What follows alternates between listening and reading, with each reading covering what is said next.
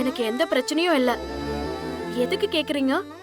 இல்ல செல்வி உன்னை கிண்டல் பண்ணப்போ அப்படியே உன் முகம் மாறிடுச்சுல, அதான் கேட்டேன்.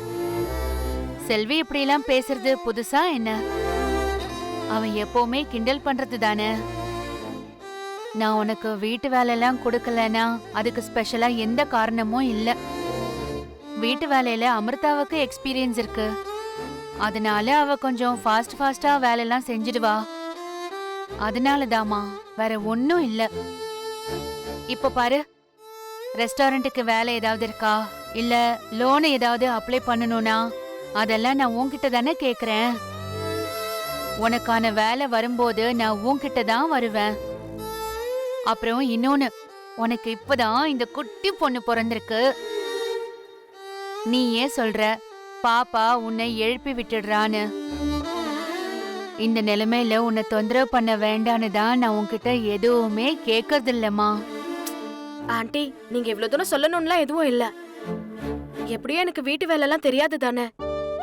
உனக்கு ஒரு விஷயம் சொல்லவா? இதெல்லாம் தெரியாம இருக்கிறது தான் நல்லது.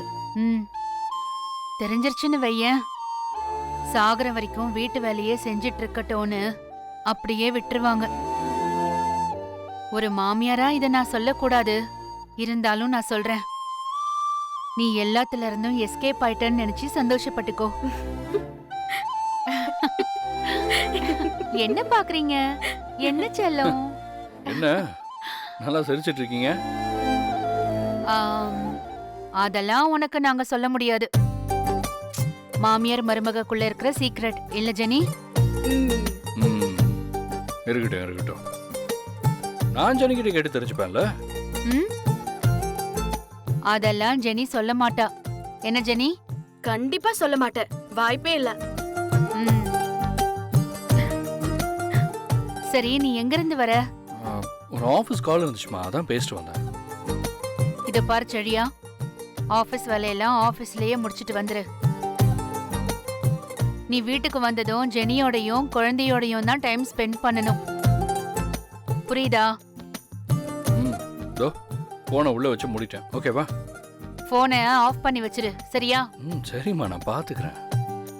இந்தா, இந்த செல்ல குட்டிய பாத்துக்கோ. சரி, நீ சாப்பிடு.